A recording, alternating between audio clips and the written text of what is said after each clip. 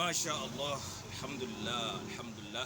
Yau za mu yi magana akan kashe-kashen mutane, yadda mutane suka kasu ko kuma suke rayuwa a cikin wannan rayuwar da muke ciki, ba wai a Najeriya kaɗai ba, a duniya baki ɗaya. Mutane sun kasu gida uku ne a ko'ina a faɗin duniya yadda suke rayuwa. Kuma kaso na farko sun fi yawa a cikin wannan duniya, sai kaso na biyu su ne masu bin su, sai kaso na uku.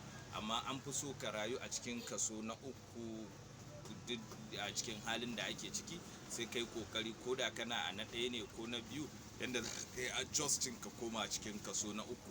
Kaso na farko su ne mutanen da suke minus.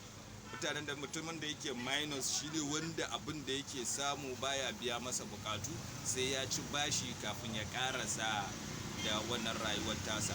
Ba kuma dan baya samun kuɗi da yawa ba, ya danganci yanayin income ɗinsa, ya danganci yanayin ɗawainiyarsa, yanayin nauyin da yake kansa.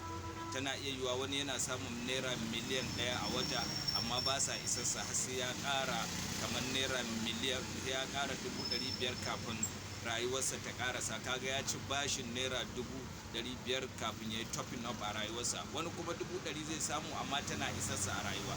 To kowane irin hali kake ciki, to ka yi ƙoƙari dai ka fita daga cikin wannan step na farko, shine kasancewa cikin bashi. Mafi yawanci ma'aikata masu ansa albashi, za ka ga kaso mafi tsoka, kaso 95 cikin 100 na ma'aikata suna tafiya a cikin wannan tsari na bashi. A wasu 'yan kasuwa ma haka cikin wannan tafiya na tsari na bashi suke ciki, saboda ba ma lissafi mu gano ya muke ciki, sai daga ƙarshen abin yayi yawa sai ka ga an samu matsala. Sai kaso na biyu su ne waɗanda suke zero.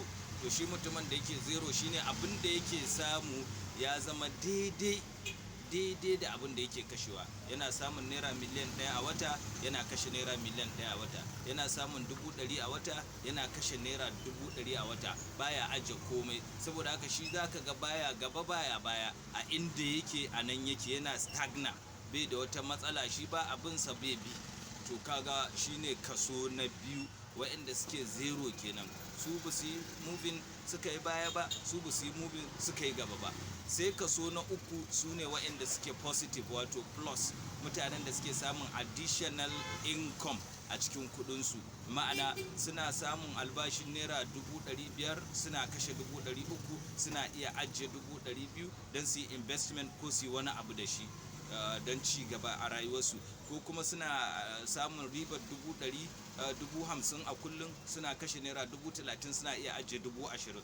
To kaga wannan su ne plus, wanda shi a kowace yaushe a rayuwa ana so mu kasance cikin plus a cikin rayuwarmu. In ka kasance plus, shine za ka iya taimako, shine za ka iya ba da gudunmawa. Da yawa mutane za ka ga suna rayuwa, za ka yi sha'awar rayuwarsu, amma a wannan kaso na farkon suke, a minus suke.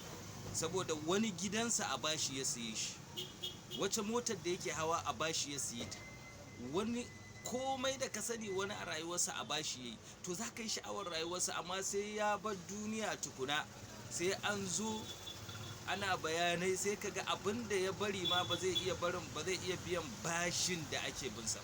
Wa'iyaz billah. Wanda ko manzon Allah yana addu'a, yana neman tsari daga bashi, kuma yana hana mu, yana mana addu'o'i, Allah ubangiji ka fitar da mu daga bashi, Allah ka kare mu daga bashi.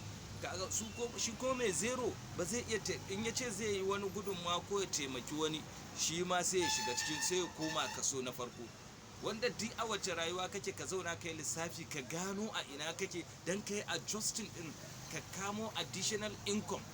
Ba za a rage ba. Wasu na cewa wai a dinga ragewa, wai ka rage expenditures ɗinsa. Yanzu bai yiwuwa ka rage ma expenditures ɗin naka, dama a manager ake tafiya. Sai dai kai tunanin me zai ƙara maka kuɗi a abin da kake.